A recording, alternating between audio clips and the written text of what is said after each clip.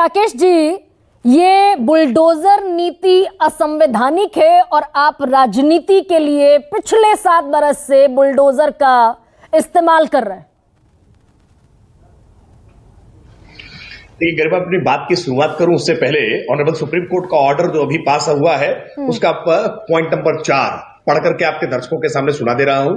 We appreciate the stand taken by the state of Uttar Pradesh in the affidavit filed by it. Affidavit में क्या कहा गया है? Affidavit में उत्तर प्रदेश की सरकार ने कहा है कि हमने किसी भी अपराधी के उस अपराध के आधार पर हमने घर नहीं गिराया है। उसका घर या उसका प्रतिष्ठान, उसका स्ट्रक्चर अगर इलीगल तरीके से बना है, इलीगल तरह से जमीन पर बना है, तो निश्चित तौर पर उसको विधि की परिधि के दायरे में ही हमने गिराने का काम किया है और इसको सुप्रीम कोर्ट ने, ऑनरेबल सुप्रीम कोर्ट ने अप्रिशिएट किया है। इसलिए जो लगातार शिगुफा छोड़ा जा रहा है ना कि सुप्रीम कोर्ट ने ब्रेक लगाया, सुप्रीम कोर्ट ने फटकार लगाई, ये फेक नैरेटिव है, ये झूठा प्रोपेगेंडा है। सच बात यह है कि पिछले 7 वर्ष की उत्तर प्रदेश की योगी आदित्यनाथ सरकार की कार्रवाई और देश भर में भारतीय जनता पार्टी के राज्यों की सरकार की कार्रवाई जिनका आपने उल्लेख किया है, इनमें से किसी भी कार्रवाई को किसी भी सक्षम न्यायालय में अब तक गलत नहीं ठहराया गया है। किसी भी मामले में पीड़ित पक्ष जो अपने आप को पीड़ित कह रहा है, वास्तविकता में वो पीड़ा देने वाला पक्ष है जिसने अवैध तरीके से अतिक्रमण कर रखा है, गलत तरीके से कब्जा कर रखा है, उसको किसी न्यायालय से अनुतोष नहीं मिला है। उस पर तो 17 सितंबर को बैठेगी किसी मामले में अधिकारियों को दंडित नहीं किया। राकेश त्रिपाठी, उस पर तो 17 सितंबर को अदालत बैठेगी। अभी अदालत ने बड़े छोटे पोर्शन पर सुनवाई करते हुए कहा कि आरोपी या अपराधी या दोषी उसका घर आप नहीं ढा सकते। और आपने जो पैरा पढ़कर सुनाया, it is very much correct कि सुप्रीम कोर्ट में केंद्र सरकार ने यह दलील रखी कि हमने अपराध और अपराधी पर तो बुलडोजर चलाया ही नहीं, हमने तो अवैध अतिक्रमण पर चलाया। लेकिन फिर इसका सवाल एक और ये भी है राकेश जी कि ये मोईद खान के शॉपिंग कॉम्प्लेक्स पर जो कई मंजिला है, कई साल पुराना है, उस पर एफआईआर दर्ज होते ही समझ में आया उत्तर प्रदेश सरकार को कि ये इलीगल है। देखिए गरिमा, कई बार जब जांच करते हैं ना तो जांच करते करते ये पता चलता है कि ये भी इलीगल था, ये भी गलत था, जिस पर कार्रवाई बहुत पहले हो जानी चाहिए थी। दुर्भाग्य से नहीं हो पाई थी, लेकिन उसके पाप का घड़ा शायद फूट चुका था, इसलिए इलीगल इंक्रूटमेंट हटा दिया गया। क्या इलीगल इंक्रूटमेंट नहीं हटाया जाना चाहिए? उसने रेप कर दिया है, उसने रेप कर दिया है, इसलिए इलीगल इंक्रूटमेंट को देखकर के आंखें बंद कर लेनी चाहिए। मेरा सवाल है, आप जवाब दे दीजिए। मैं आपसे सवाल पूछ लेता हूं, किसी का इलीगल इंक्रोचमेंट है, उसने हत्या कर दी है, उसने दंगा कर दिया है, उसने बलात्कार कर दिया है, तो उसका इलीगल इंक्रोचमेंट नहीं गिराया जाना चाहिए? गिराया जाएगा भाई, और कानून के तहत गिराया जाएगा, कानून का अनुपालन करके गिराया जाएगा, सो कॉज नोटिस देकर के गिराया जाएगा, पक्ष उसका सुनने के बाद गिराया जाएगा। और आप इसको जाकर के प्रमाणित कर सकते हैं कि क्या पक्ष सुना गया है कि नहीं सुना गया है, सुनवाई का अवसर दिया गया है कि नहीं दिया गया है। तो कह रहे हैं ना, ये तो कॉम्प्लेक्स तो बरसों से चल रहा था मोईद खान का, कोर्ट के दरवाजे खुले उनके लिए। 7 साल से आपकी सरकार है उत्तर प्रदेश में। मोईद खान का शॉपिंग कॉम्प्लेक्स ये कम से कम 10 साल पुराना था। एफआईआर अब हुई 22 अगस्त के महीने में, अगर तारीख भी मुझे ठीक याद नहीं है तो। नहीं, 10 साल पुराना है तो गिरा दिया, गलत कर दिया क्या? हाँ ठीक है, अरे देर से गिराया है, इसके लिए आप आलोचना करिए कि देर से गिराया है, योगी जी को और पहले गिरा देना चाहिए था, आप इसके लिए आलोचना करिए। लेकिन गिरा दिया गया है तो गलत किया है क्या?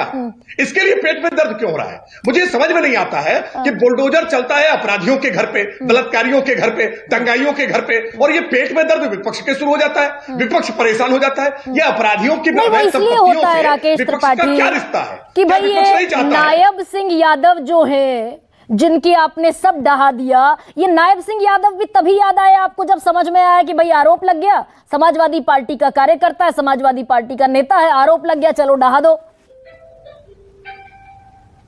नहीं, आरोप से नहीं ढहा दिया भाई। मैं फिर आपको स्पष्ट कर रहा हूं गरिमा जी, बहुत ठीक ठाक से इसकी पड़ताल करके हमने गिराया है, और आप भी पड़ताल करना चाहें तो पड़ताल करा लें, आपके भी स्थानीय रिपोर्टर है, पड़ताल करा लीजिए।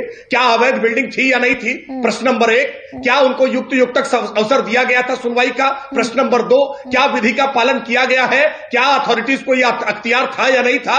इन सारे प्रश्नों के जवाब देखेंगे तो आपको बार बार समझ में आ जाएगी कि यह पूरी विधि सम्मत तरीके से विधि की परिधि के दायरे में ही गिराया गया है, कहीं भी अच्छा, तो विधि के दायरे में वो जो मध्य प्रदेश में था राकेश त्रिपाठी, विधि के दायरे में मध्य प्रदेश में आदिवासी पर पेशाब कर दिया था आप ही के कार्यकर्ता प्रवेश शुक्ला ने, जिसका घर ढहा दिया था, ये कहकर कि अवैध अतिक्रमण है।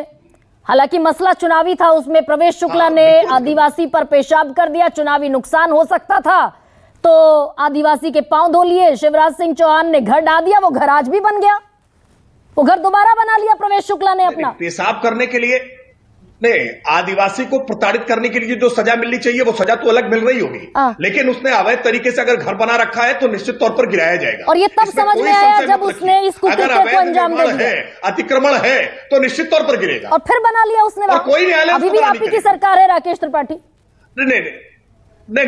नहीं, बिल्कुल नहीं, बिल्कुल नहीं। देखिए, राजस्व संहिता को पढ़िए, उसमें कई प्रकार के प्रावधान होते हैं। हो सकता हो उसकी नवैयत चेंज की गई हो सकता है इसके बारे में परमिशन ली गई हो, मुझे इस बारे में तथ्य की जानकारी नहीं है। आप कह रही है कि बना दिया गया है, नक्षा बदलने से क्या होगा राकेश जी? तो फिर अगर वो अवैध अतिक्रमण है, यानी कि जमीन अवैध है, अवैध तौर पर उस जमीन पर कब्जा कर रखा है प्रवेश शुक्ला ने। प्रवेश शुक्ला के पिताजी राम शुक्ला अदालत में जमीन अवैध नहीं होती है। तो अगर जमीन ही अवैध कब्जे की है तो नक्शा बदल दे, कुछ भी कर दे, जमीन तो अवैध है।